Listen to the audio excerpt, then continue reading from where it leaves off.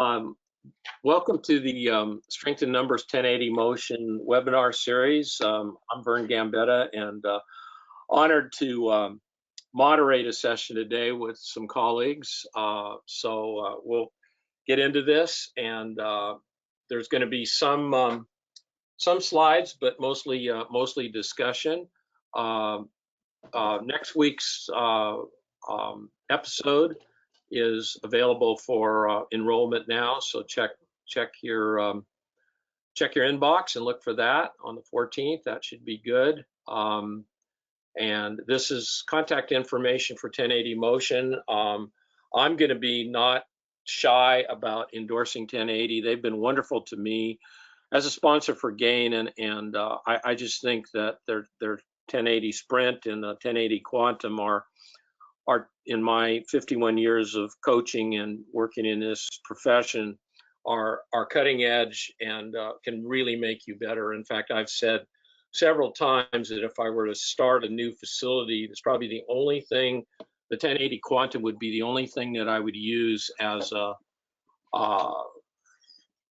technology over hiring a person. And those of you that know me, that's saying a lot. So anyway, please consider them, and we thank them for sponsoring this. So what we're going to do today is talk about reconditioning and return to play strategies.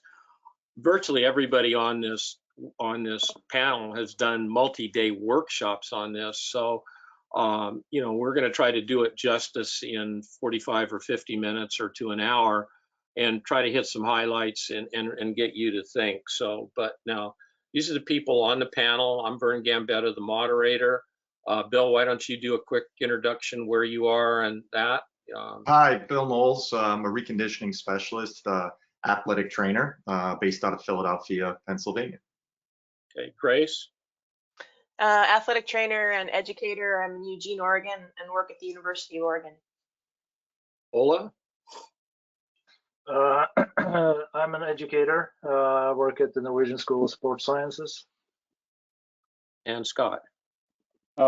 Physical therapist. I currently work with the Houston Rockets, but previously worked with the United States Special Operations Command, doing physical therapy with a lot of the Special Forces soldiers. Okay, well, good.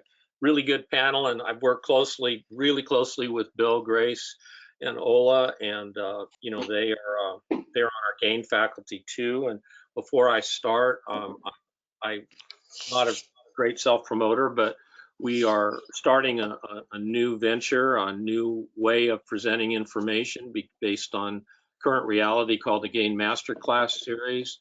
Please go to that link, and it's really going to be cool. We're going to keep it to an hour 15 minutes. There will always be some activities part of it, but really a lot of our GAIN faculty and some of the best people in the world. We're starting out with the first one is going to be 3 hours with Dr. Stephen Seiler from Norway, talking about all his concepts of polarized training, endurance training, and that, which should appeal across the spectrum. And then, they'll be announced tomorrow and next week. So if you can, we'd love you to join us. Thanks. Okay. Oops, there's something missing here. Oh, there we go. We talk about the evolutionary process real quick. And now you see this 27 years, and 27 years, that's where we are. And I think I always ask this question now in this environment: how does this impact what we do? Even in the athletic environment, the degree of motor skills and fundamental motor skills and fitness level isn't the same. So we have to take that into consideration. To me, so much of the time around this whole process of reconditioning, and I'm not using reconditioning and rehab interchangeably. A lot of people do, and you'll see why in a minute. But it's been a little bit like five blind men trying to identify an elephant.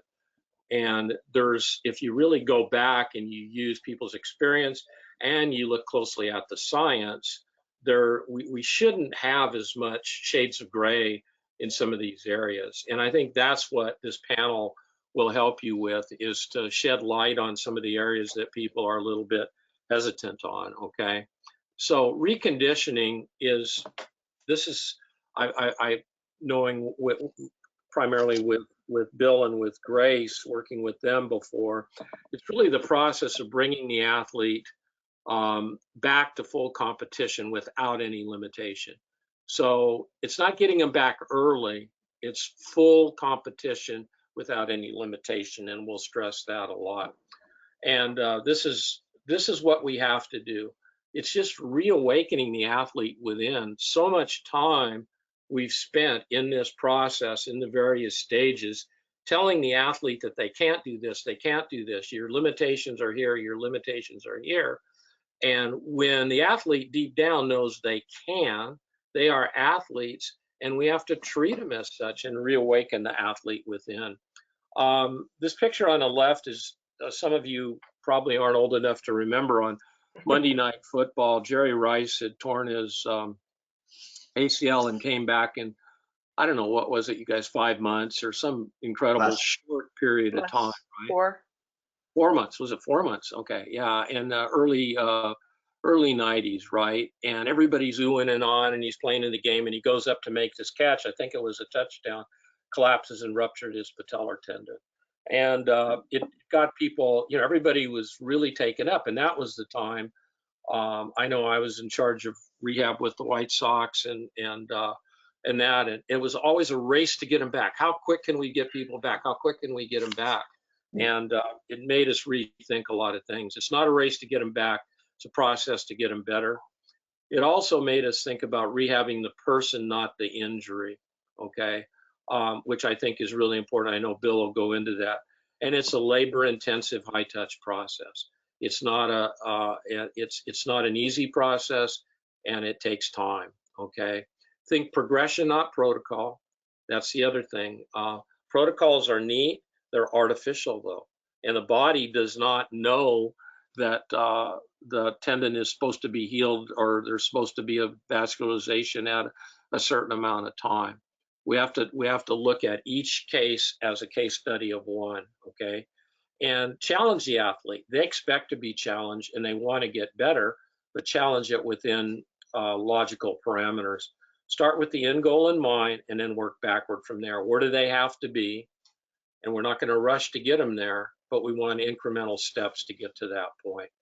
And then training equals rehab, and rehab equals training. Two contexts to this.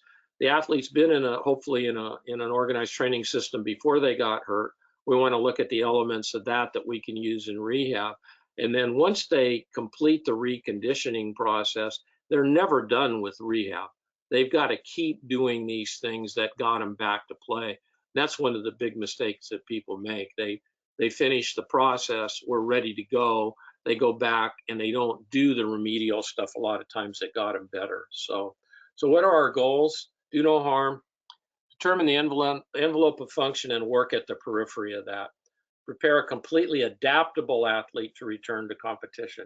And this is what some people, I've seen it a lot of late, where people say, geez, the athlete came back better after this process. Yeah, because they worked on a lot of things that they had never worked on before. So, you know, you can sell that to the athlete too. Thrive when they return to the competitive environment, not just survive, okay? Should be criteria driven, measurable targets for mastery at each stage in the process. There's no social promotion. So if you can't do various criteria at the various stages, you don't go to the next stage. Constant emphasis on efficiency of movement and quality of movement, and a labor-intensive, as I said, high-touch process. Be prepared to constantly think on your feet. To me, what I've seen, I'm the only non-PT or ATC on the panel, but I've been in the position to work as part of a team and oversee rehab. It's getting people to see movement with different eyes and problem solve. It's a constant problem solving process. Evaluation is constant and ongoing, okay? You won't find this word in the dictionary, but it's called gaposis. And you see the gap between the two cliffs there. And I think you have to beware of that gap. So what I mean by that is the gap between what you're doing in this reconditioning process and then what you have to do in the competitive arena. And if there's a gap there, that's where the athlete is not able to return. So I think that's something to really be aware of. And then last but not least, there was an old TV program, probably on TV before most of you were born, called Mission Impossible, and the guy used to go to a phone booth and get the Mission Impossible. Well, this is Mission Possible. The end of the journey, all physical limitations are eradicated, and the athlete is ready technically, tactically, physically, psychologically to compete, to win in the competitive environment. That's a mouthful, and it's a big job. So that's what the other members of the panel are going to talk about now. Now, we're going to give the presentation over to Ola, who's going to talk about 1080 mapping, and which is an evaluation process. It gives us starting points and criteria to use as steps along the presentation. Ola? Thank you, Vern. Can you see my screen? Yes, you gotta enlarge it though. There we go. There you go. Now, Vern wanted me to talk a little bit about this assessment protocols that we utilize, and a little bit of the backdrop of this was to look at the whole and look at the full kinematic or kinetic chain. Because coming out of school, I soon realized that looking in isolation at uniplanar movements in one dimension, often in dependent positions, really didn't get me the information that I wanted when you had someone upright, standing, and moving about. So that was a little bit of the background of basically a little bit of frustration that we didn't get a true representation of movement.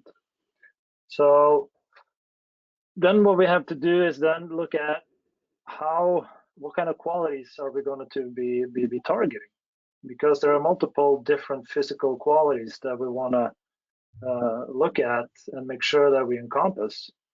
Mobility and stability, or control, if you will, strength, speed, power, and the ability to repeat that, endurance.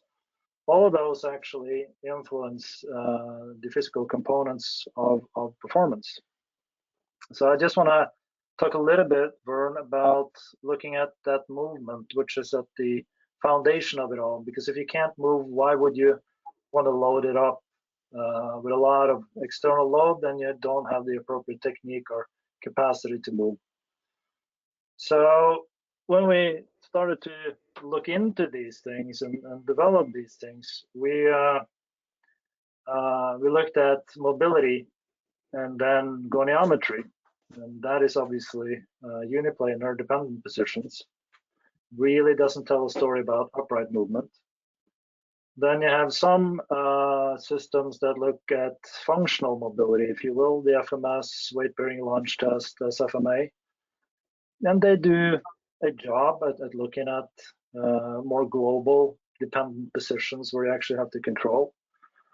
One thing, SFMA is not really validated for in terms of the movement faults that it claims to measure. And then you have postural control tests. The star excursion balance test is one of them, which series of single leg squats. Then we have the upper quarter, which looks more at the upper body from a plank position. And then you have different hop and landing tests. If you look at the ability to reflect movement and the interaction of movement, it's not necessarily reflective of this.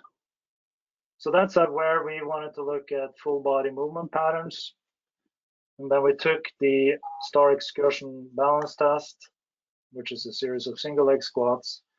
And we tried then to use full body movement patterns, hand reaches, to get a better representation of how the entire system is moving. And by just getting centimeter measures and degrees of different hand reaches and doing them on both feet, we get intel in terms of how are different joints, regions, and planes of motion contributing to the overall performance of the system or the body. So we plug this into and plug these values in, and this is actually important, because this, when we get to create a profile of how people move, it becomes a very nice starting point to start to discuss and communicate movement. Because if I say to an athlete, patient, or client, your dorsiflexion is 25 degrees, hip internal rotation is 31, and then your Thomas test is 12, they have no idea what I'm talking about. But if I use a profile to show how they're able to move in different directions, they're going to recognize where they were struggling. Also, we can look at the quality of the movement when they were doing these tests, and certainly we talked to them in terms of what it felt like when they were doing it. So I'm going to skip this analysis. It gives you an analysis component, and then you can use this to compare or the progression, how they are able to move as we go through the process of rehab. So we can compare with in-person, but we can also compare to reference data of other groups. One important thing here is that with any tool, and Vern touched upon it a little bit, we cannot expect everyone to move the same because we're all different, but also the sports places different demands on us. So we have to keep in mind that different demands, different sports, different capacities are needed. Being from Norway, I put alpine skiing and cross-country skiing here to exemplify, but it shows that there are certain athletes that are better movers, and that could be due to the different sports that they're participating in. So this was a very, very quick intro to looking more at whole movement patterns, and from that quantify, look at quality, but also subjectively, what did it feel like when they did more integrated movements that demanded some sort of dynamic postural control, at the same time reflect mobility. So I hope that was quick enough for you, Vern. No, that's perfect, and I think it's a good kickoff to. So maybe each of you could comment quickly on, hopefully before we start the reconditioning process, we have some baseline data like this. You know, and then how do each of you, 25 words or less, no, how do each of you use the baseline data to help you determine the various landmarks and steps along in the process? Scott, you want to start out, or? Yeah, so when I was working with Special Forces in the Army, we took a baseline of everybody that came in to work for the unit on this test here. And so it was good because, one, we could identify things that we'd want to work on too. But then if they got injured down the road, if they had an ACL reconstruction, if they had some sort of microdiscectomy on their low back or whatever it may be, we had something that we could reference that we would get them back to. So, you know, this was just a piece of it. Obviously, you have to have the mobility, but then you have to have the stability and the strength and the power and the explosive stuff. So you got to take it further than this. But this was helpful in our process of getting them to see where they were, see where they currently are, and then see where we were going to go from there. So. Right. Well, Bill, a lot of times in your situation, because you're being sent an athlete, are you privy to some of their previous evaluations, or do you have something that you do initially early on? Yeah, the majority of the work past 15 years or so is teams sending me in athletes well along, early post-operative, as well as, you know, end stage. And so, yes, I do have their testing data, their testing information. Most all those teams and organizations have testing data on these athletes prior to them getting hurt as part of just the regular battery of information. And then they'll share with me testing that these athletes have been doing since the injury, both GPS data, accelerometry, you know, force plate, isokinetic, and so forth. And I don't look at any of it until after I've worked with the athlete for a few days, because I need to see why or how they move, and I take them through the training process, and that's my evaluation, that's my assessment. It's only after I start seeing typically deficiencies, inadequacies in their movement strategies, then I go back and let's now look at what some of their tests had shown.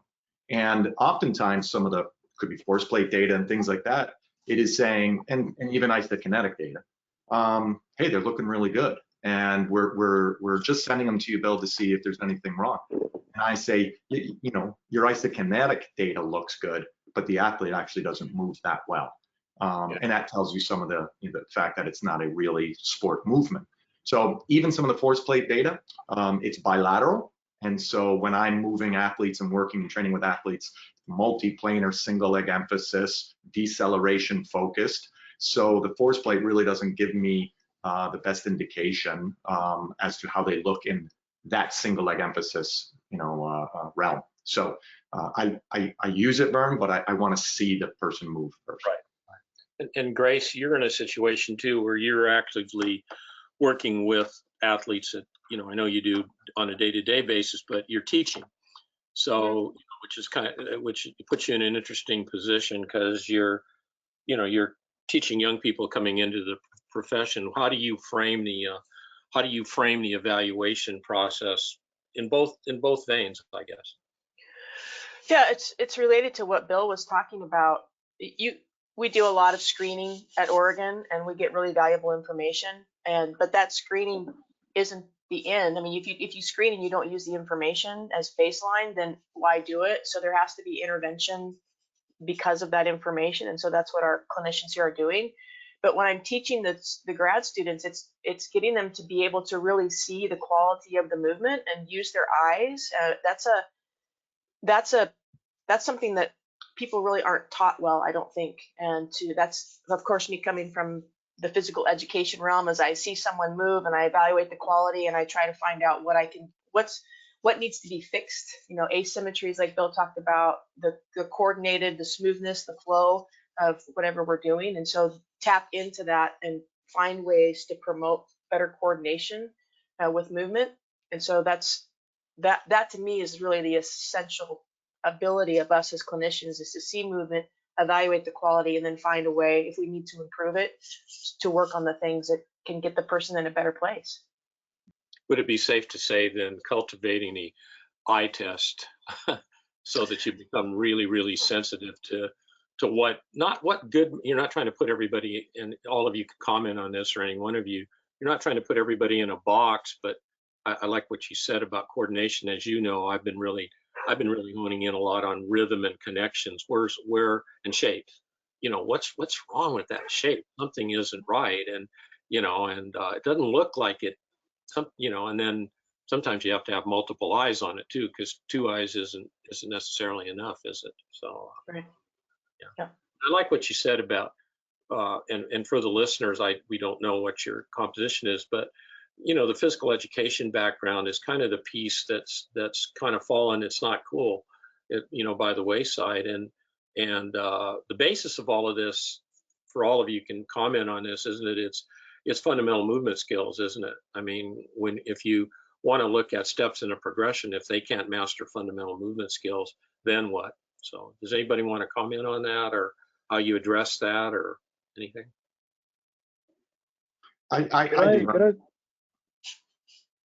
Ola, please. No, Bill, go ahead. Thank you. So I was trained with physical education, for 2.5, almost 3 years, and then went into sports medicine, athletic trainer. And all of my talks are centering on the fact that we're trying to, improve in athletic preparation, their physical literacy, and then ultimately within their sport, their competency of sport-specific skills.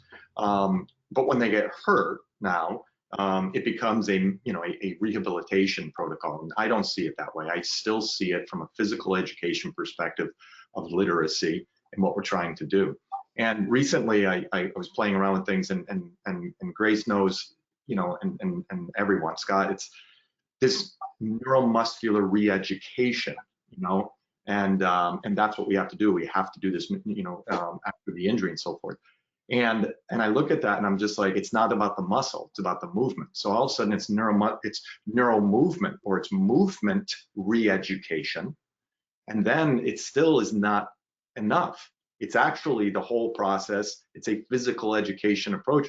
It's just movement education, and that's why a lot of athletes can come out of this process better because they've spent more time doing proper and good movement education, literacy, and it's no shit to get better. You know, it shouldn't be that difficult. So I believe wholeheartedly in the physical education type approach, Vern. Thank you. Ola, did you have a comment?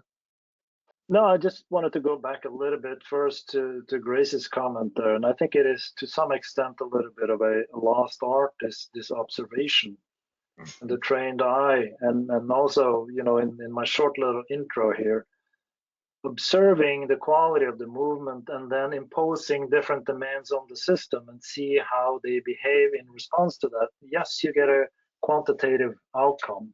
That's great, and you know, researchers love this. But at the same time, you get that qualitative. So I use it as a vehicle for education. So what do you observe here? What do you see here? How is this different? And actually earlier today, I told my students, like, everyone is out running these days for obvious reasons. Just go to the local place where you have all your people running. You sit there and just look at these different movement patterns. Just observe it. It's a joy. Learn from it. Yeah, learn. That's the key word, is learn from it. Right, right.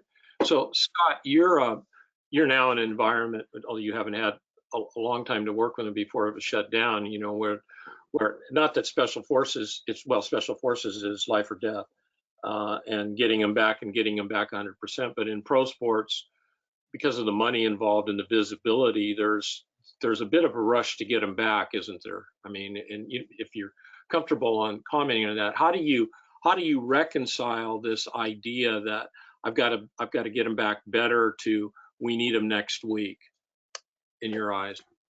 Yeah, I mean, I think that's always the challenge, and that's the tension that is there. I mean, as a practitioner, I think you always want to, you know, get them, you know, 100% all the way back, and you know, take your time to make sure that there is, you know, no more risk of injury. And I think we can do a good job of that. But then the realities of it is that there's other stakeholders that are involved in it. The athlete, one, you know, and what are his goals?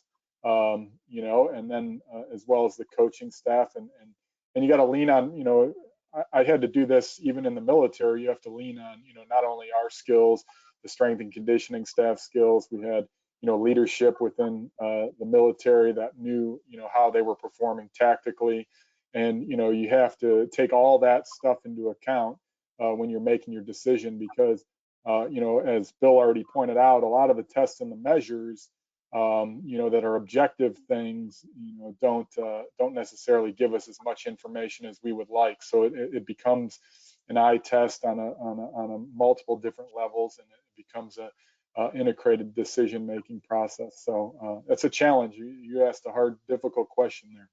Right.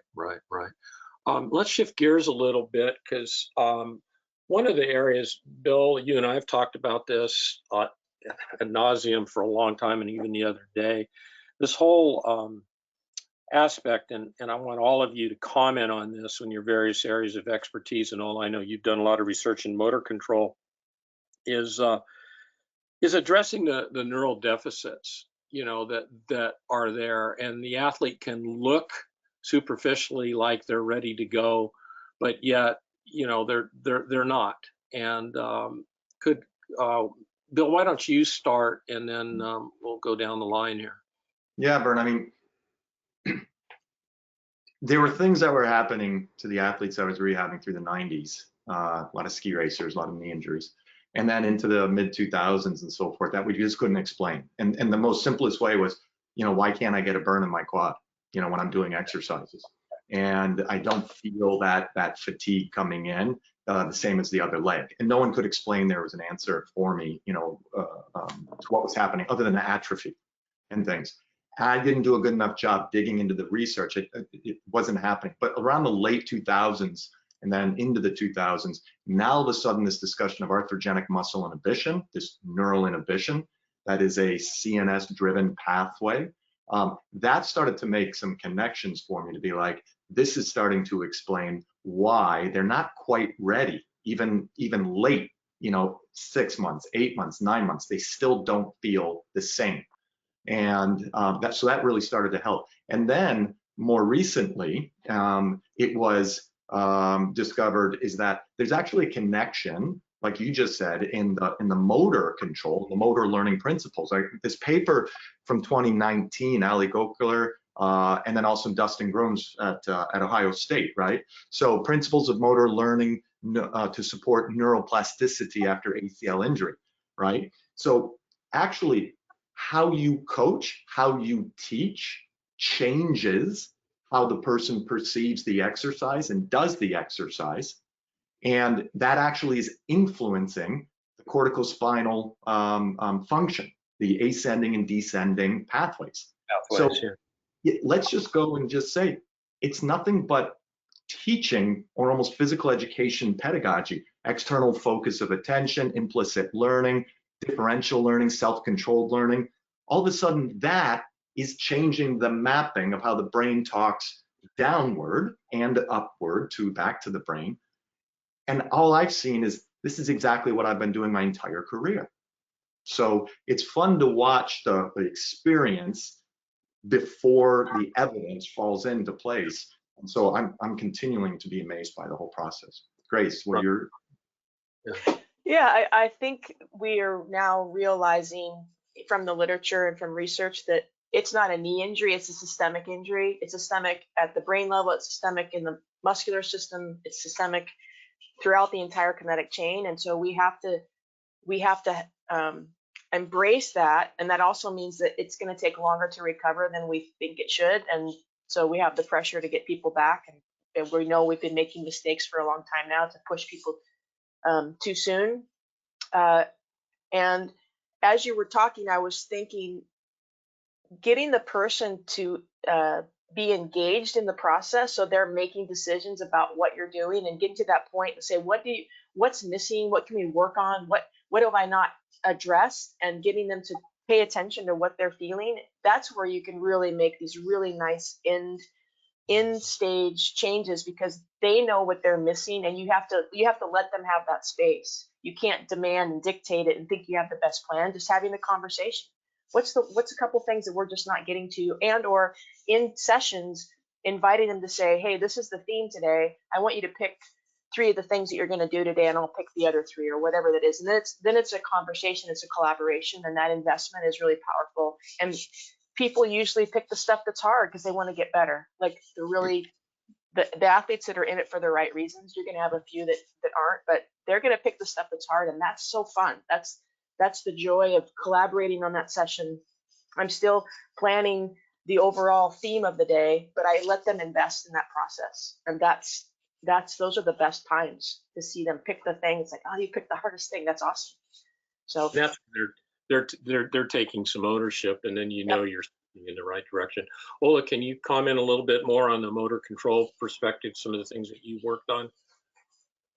No, I want to elaborate a little bit on what Grace was talking about there, and that communication piece.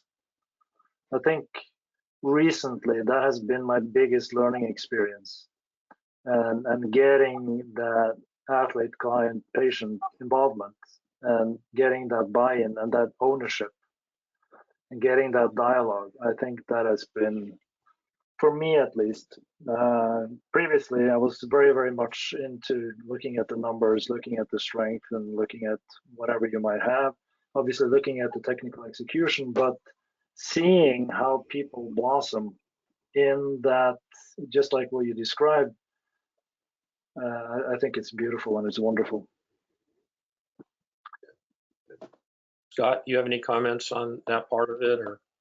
I think what everybody else has said is pretty solid. It's all about, the individual and the athlete being at the center of it, and they know more about their body than we do. They've spent their entire life with it, and to be able to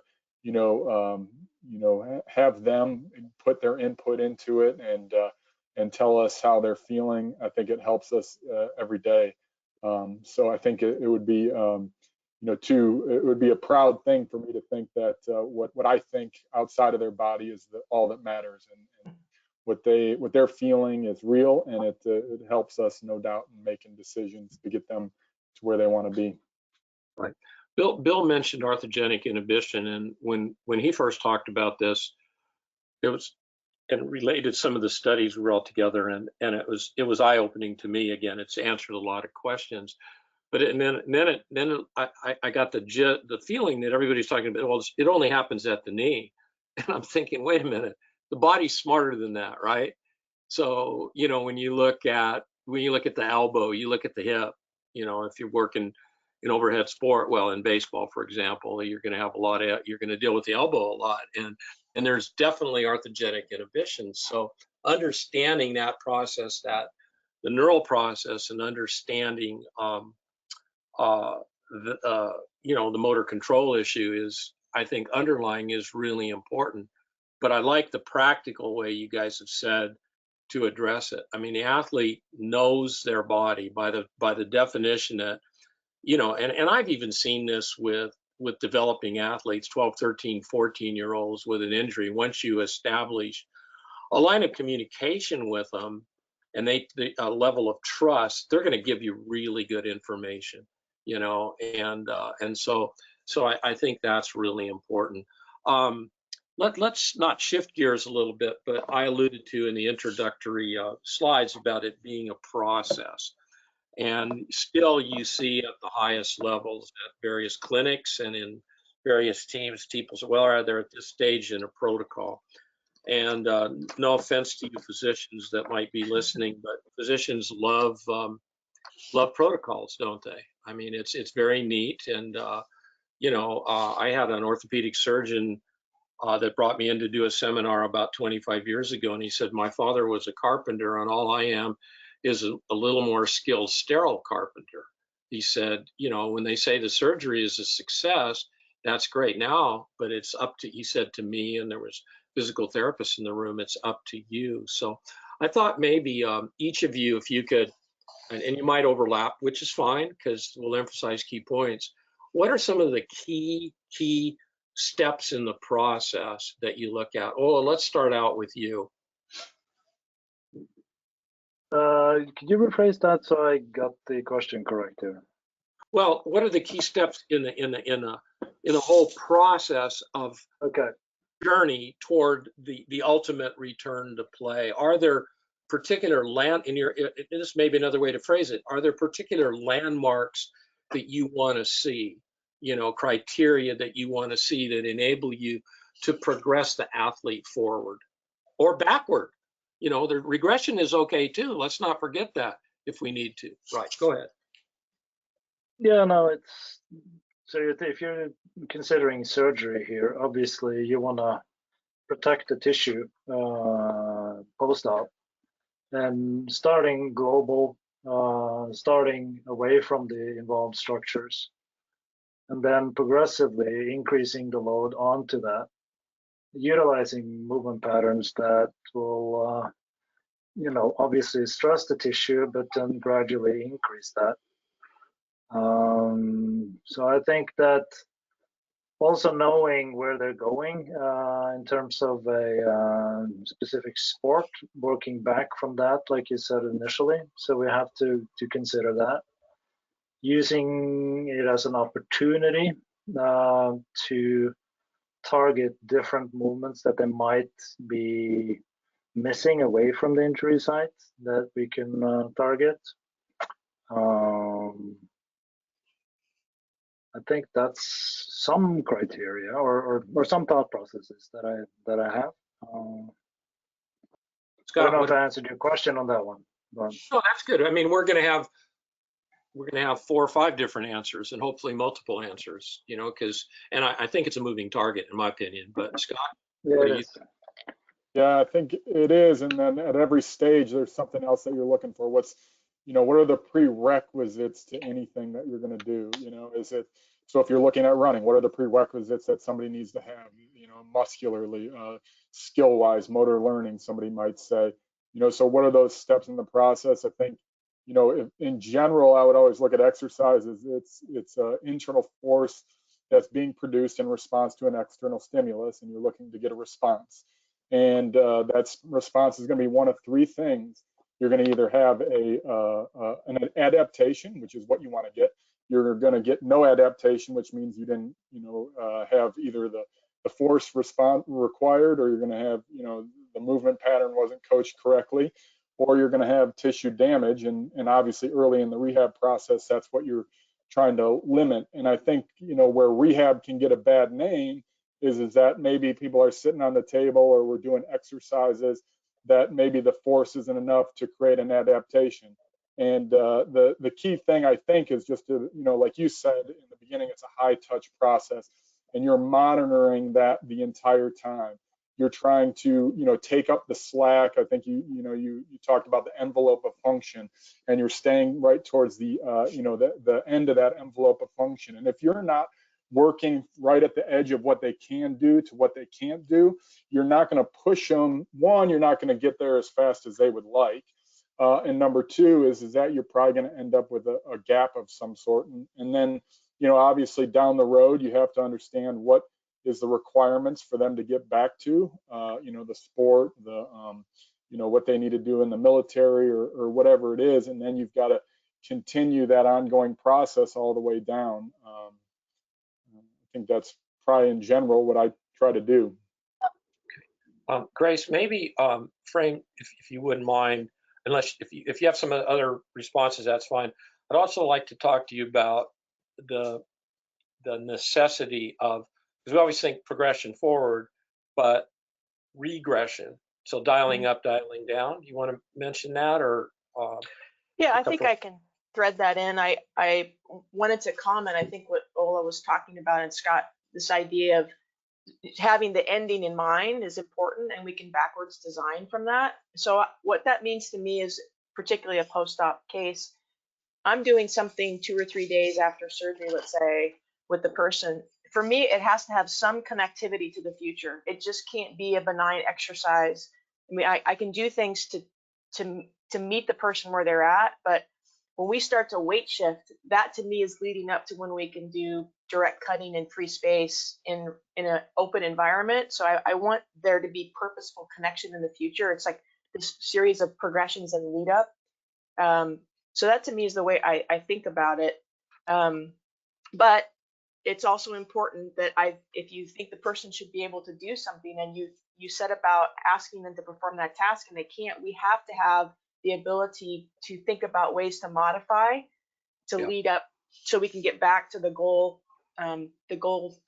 movement that we're trying to challenge the person with. So, if the person can't do a good single leg squat, what could you do to regress? So maybe you do a rear foot elevated squat, you start to groove that movement, they start to get a feel that I can handle that depth, and then progressively, unload the back leg more and more so that they're on the front leg. And so you just have to have ways to find a solution, instead of keep trying to teach the same thing and find different cues. They just can't do it yet for some sort of reason. So let's find a lead up to get to that point, and that can then give them confidence, versus them being, why can't I do this? Why can't they do this? Well, find an alternative, rework the system a little bit, and then come back to the exercise. But you have to do it in a way that the athlete doesn't feel like, oh, I failed, I couldn't do this thing. It's like, no, we're going to find another way to work to get there.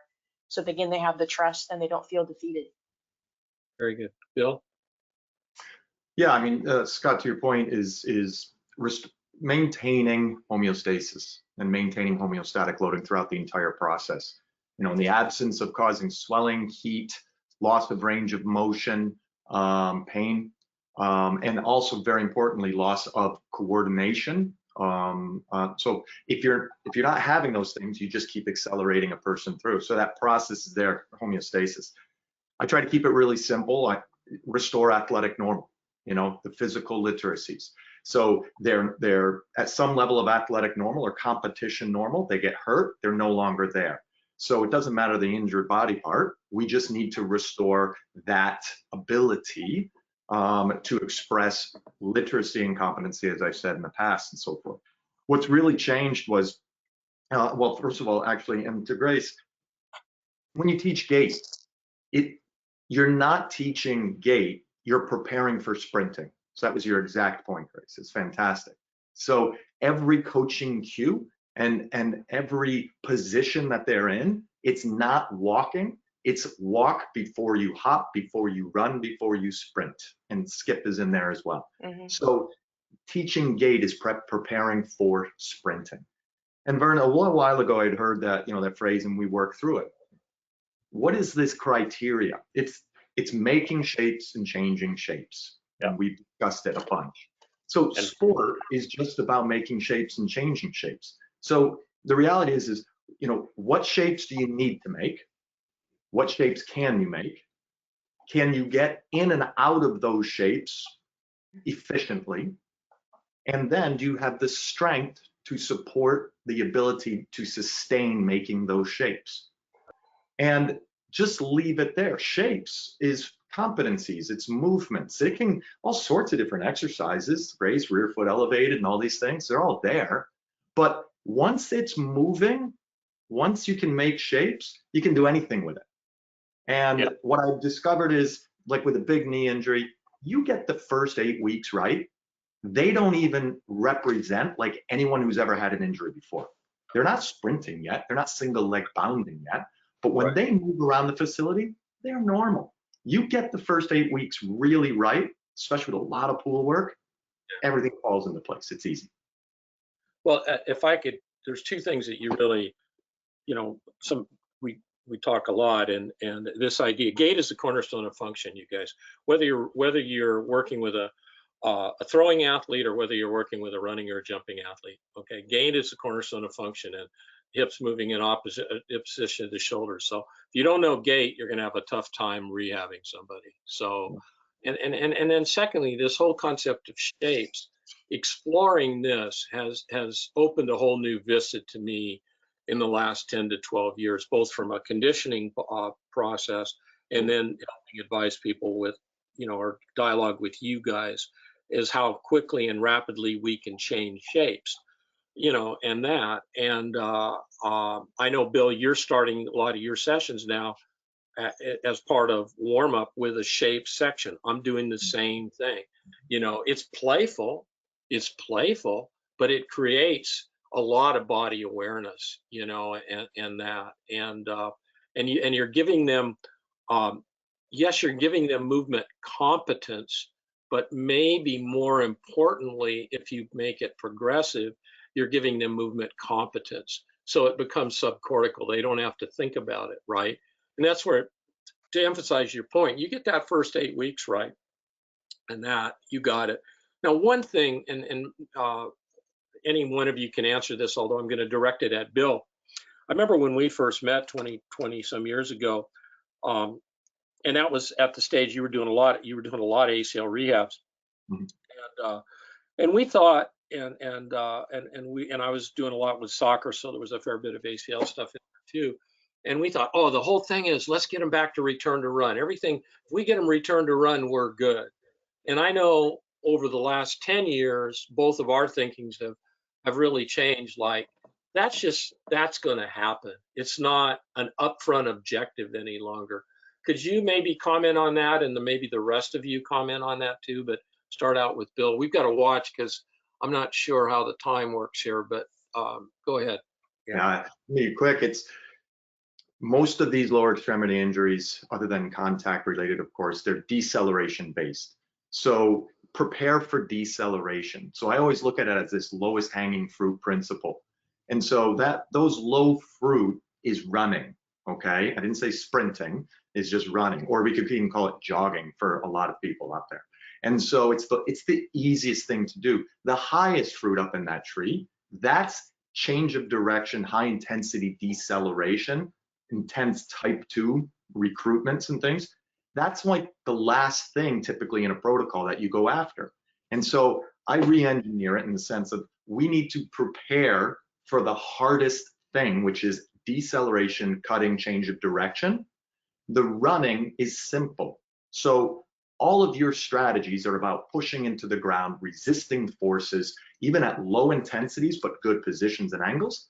And you build that for weeks and months, because when it comes time for my first run working with an athlete, it's an acceleration, and it's a hard acceleration, like upwards to 80% intensity for about 10 to 12 yards.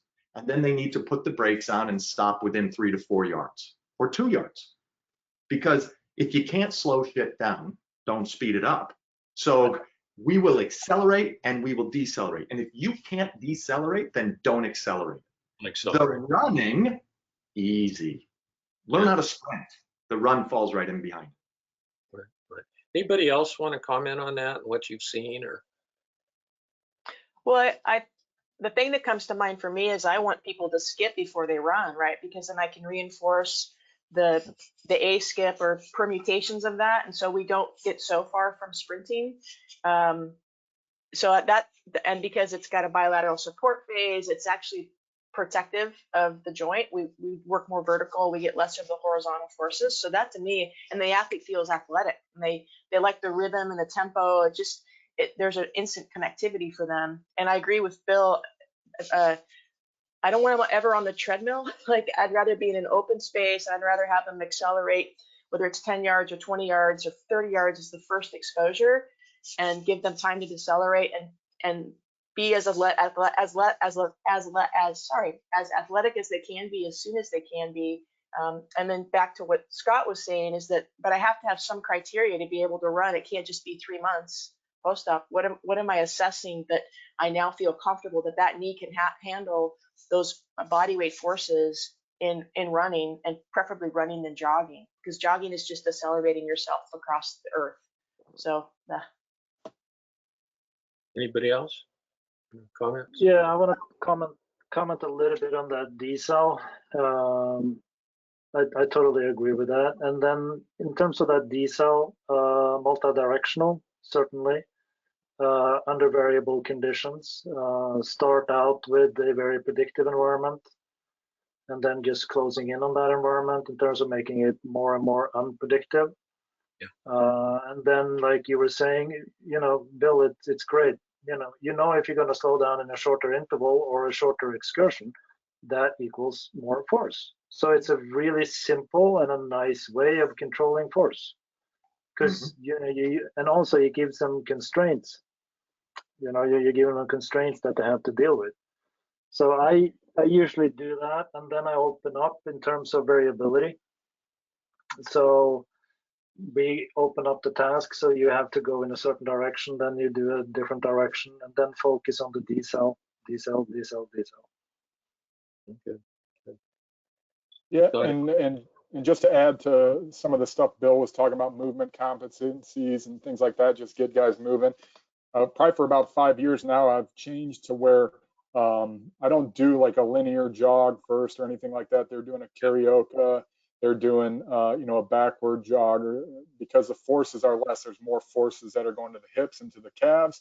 It's going to be injury prevention for the knee, and then we can move into those other things. But just getting them used to moving in different planes of motion, and being able to shock absorb with different muscles. Okay. We don't have too much time left, and I don't know if Peter's on or how we handle Q&A, but I have one question, and maybe you guys could limit this to quick response. What biggest mistakes you see in the process? What's the biggest single mistake you see people not that I know you guys are willing to admit your mistakes, but that you see people making today in the process across whatever its lower upper extremity? Is there any one thing that jumps out at you? Not really understanding the sport that people are going to return to. Not really taking the time to talk with the coaches, not really getting in and analyzing the demands of the game, because that's what you're preparing for. And I really see that's like one of the biggest things. Okay. And then the second biggest thing is coming from rehab, is the fear of loading, and that people tend to underload. Yeah. That's a big thing. It's like, okay, so you move fine, and you can slow down, but you really haven't put the person to the test. Yeah. So that loading component is huge. Good. Anybody else? Or yeah, I was thinking the same thing about just not having the density of the work be enough. I hear about athletes saying, "Oh, I spent 6 hours in rehab today," and I'm like, "What were you doing?" Like, nothing takes 6 hours. Like, so to have the intensity circuit type work, so that they really there's a a chance for physical adaptation from a conditioning standpoint, no matter what you're doing, so that the intensity needs to be there. And that is also related to the load that Ola was talking about. Don't be afraid to load people. And if you're progressive, you're going to be preparing them for those heavy loads to match the things they need to be able to accomplish when they return with their teammates, when they go back to the weight room, when they return to train, etc. Bill or Scott? The one thing I think, like, everybody's concentrating on movement, everybody's doing those things, really, really well. The one thing that I've started to lean more towards is, what's the mechanism of injury, and we know that in the ACL, it's knee abduction and it's external rotation. How do we gradually expose somebody to those forces, knowing that they're going to get into those oh shit positions? Can they decelerate that motion and get out of it? Because if I just train them where their knee's up and down and it's vertical and it's never known how to go there and to be able to decelerate that motion, I don't think I've done my job at that point. Then I have to know that as I remove resources, that quad, that ankle, that hip, they can decelerate all those forces and get out of it. And that's a difficult thing to do. And I'm not sure I always get it 100% right. And there's an area where, there's risk as well. So. Bill? Yeah, do we have an hour? But no, you got 30 seconds. Yeah. It's this idea of prepare the athlete, don't treat the injury. And it starts with the surgeons as far as how they're handling it and how they're passing on information and what they may be and how they may be influencing trainers and therapists and team doctors as well. That this is a local injury, it's not a preparation. It's about let the biology heal. And unfortunately, the most common way that biology heals is by restricting movement, and that's a big mistake. And so I think that's one of the toughest ones, is we be more progressive, moving athletes sooner and more progressively with loading. And I think that until that changes, we're gonna see a lot of trouble still with re-injury rates or inadequate preparation. If I could comment on that, Bill, I know what you do, and that's what I am just appalled when I see how ultra uber conservative, if you want to call it that, reactionary, some of the early stage, particularly the higher the profile athlete, and I just go, you're not preparing them. I mean, I know how quickly you get in the water. There's a lot of things that we can do, and I know we're running out of time here, and I'd like to end on a positive note. Like, let's look at what we can do. The one thing that I'd like to leave you guys with, and I wish we had time to discuss this, and for the people, that the concern that I have, that I see happening, is I'm seeing tremendous knowledge, a lot of research done, but I'm not seeing the commensurate reduction in injuries, in what I would consider preventable injuries. And I think that that all of us as professionals, us on this panel and the people listening, need to really revisit some of these things and say, what are we really doing in some of these, in quote, injury prevention programs, S&C programs, load management programs. I know I have the bully pulpit, so, but I really think that that's something we need to look at going forward. And maybe this imposed coronavirus break will make us think again about, what we have to do to progressively bring the injured and the healthy athlete back to competition without putting so many restrictions on that we're not allowing them to be kids, just play in that. So anyway, I don't know if you guys, we have 1 minute left. We could 15 seconds each. If you have any comments, I could get Bill to talk on FIFA 11. I could get Ola to talk on Nordic hamstring curl, and I won't, in that I don't want to have to get that in at the end. But anyway, so, but what do you guys think? I mean, can we reverse this trend, I guess, or what can we do? It's back to my previous point almost, like really understand what you're preparing someone for. And I see that goes back to Grace and Bill's comment earlier too. It's about the movement. Really dig into the movement and understand your sport. Because even if you're just going to train them, even if you're not going to recondition, understand the demands of that game, of that task. And if you understand that, you can look at research from motor control, motor learning, strength and conditioning, biomechanics, whatever. The answers are there. They're hidden, but you have to search for them. They're there.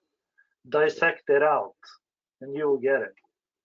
And that is a painful, painful process, and I understand that could be difficult if you have athletes from many different sports, but I really think we have to do it. Very good. Good. Anybody else have a quick comment on that? Or because I know that's a foundation of my own personal philosophy. And in today's world, with the knowledge that we have of what actually happens in the game, as opposed to assumptions, but that's where that gaposis occurs. I think if we're working with one sport or a plethora of sports, we really need to not make assumptions and dig deep into what's happening. So great point. So yeah, because you know, I'm sorry for interrupting you. You know, fascicle lengths of a given muscle is not really going to help that process of understanding the game, right? So we have to start there. We have to start there. We have to take a step back and look at the whole picture rather than zoning in. Yeah. Don't let specialization get in the way of developing that athleticism. That would be my summary. Yeah. Much better than what I could do. Yeah. Well, good. Very good. Peter, I don't know if Peter's on, or is there a mechanism for Q&A, or how does this work? Do you guys know? So yeah, we sent out a message to everybody that we'll try to respond to the questions we have after the session. So we'll do it in writing. I'm sorry, what? We'll do it in writing. Okay. Or we can talk about how we do it, but I've told everybody that we'll respond to the questions afterwards. Well, you guys, I mean, you're great professionals, colleagues and friends, and wonderful job. Thank you so much for taking your time. I know all of you, despite the lockdown and that, are very busy people right now. So really appreciate it, and we hope we can hear from the people that were watching and listening too. You know, and don't forget the Gain Masterclass series. I know we'll have Bill and Grace on there, and for sure, and I think Ola. So thanks again. Take care. And thanks for the opportunity. Thanks, everybody. Thank you. Thank you. Are we off? Good job, guys. That was thank you so